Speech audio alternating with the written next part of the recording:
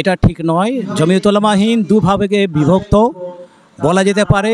একটি হচ্ছে রাজনৈতিক মুক্ত জমিয়ত আর একটি হলো রাজনীতি যুক্ত জমিয়ত।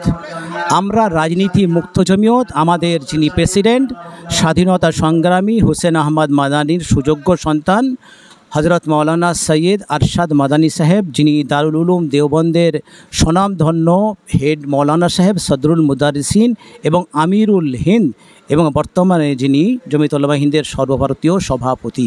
আমরা ভাগ করতে আসিনি। সব রাজ্যে সব জেলায় এই জমিয়ত উলামা হিন্দ দুভাবেই চলছে।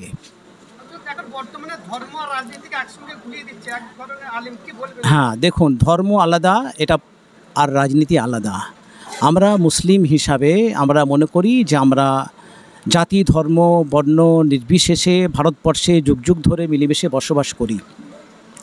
আমরা এখানে সাম্প্রদায়িকতার ঊর্ধ্বে থেকে সকলকে নিয়ে চলব, দেশকে বাঁচাবার ফিকির করব, এবং আমরা মিলেমিশে এখানে যেভাবে যুগ যুগ ধরে বসবাস করে আসছি সেভাবেই সেই ভ্রাতৃত্ব যেন অটুট থাকে, আমাদের মেলবন্ধন যেন বজায় থাকে।